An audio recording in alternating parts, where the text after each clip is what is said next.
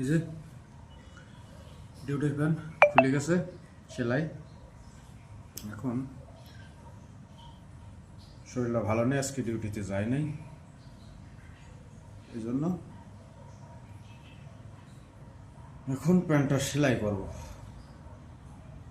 কারণ এটা অবশ্য ডিউটির প্যান্ট, তারপরেও খুলে গেছে, সিঁড়ি তো আর যায় নাই, তাহলে আর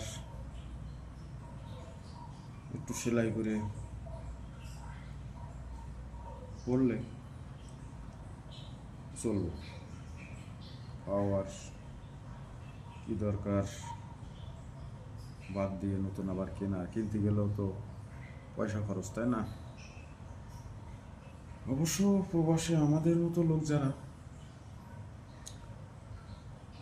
আমরা কিন্তু কনস্ট্রাকশন সাইটে কাজ করি, প্রচুর কষ্ট করে আমাদের পয়সা উপার্জন করা লাগে। তো সেই কারণে চেষ্টা করি অনেক যে আসলে যাতে দুটো পয়সা দেশে পাঠানো যায়। কষ্ট যখন প্রবাসে যারা বিজনেস করে তাদের হিসাবটা সম্পূর্ণ আলাদা, তারা প্রচুর পয়সা ইনকাম করে। বা অনেকেই দেখা যায় যে অনেক আগে আসছে, দোকানপাট দিয়েছে, বিভিন্ন রকম সিস্টেম পাইয়া, তাদের হিসাব আলাদা। আর অরিজিনাল আমাদের মতো যারা কনস্ট্রাকশন সাইটে লেবারের কাজ করি, কিন্তু অনেক পরিশ্রম করতে হয়। পরিশ্রম করার পরও অনেক অনেক সময়, কোন দেশে কেমন জানি না, তবে বিশেষ করে মালয়েশিয়াতে পরিশ্রম করার পরেও অনেক সময় বেতনের টাকাটাও কিন্তু মায়ের হয়ে যায় বলতে পাওয়া যায় না। কিছু কিছু বস আছে অনেক খারাপ।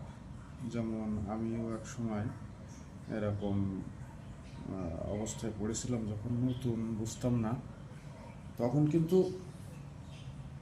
দেখা যায় কাজ নাই, কাজ পাইলে এক জায়গায় কাজে ঢুকে গেলাম। আমরা আসলে তো মালয়েশিয়াতে এক কোম্পানির কাজ, তো যারা কোম্পানির নামে পারমিট একমাত্র তারাই করে কোম্পানির একাধিকভাবে একই কোম্পানির কাজ। যাদের এমনি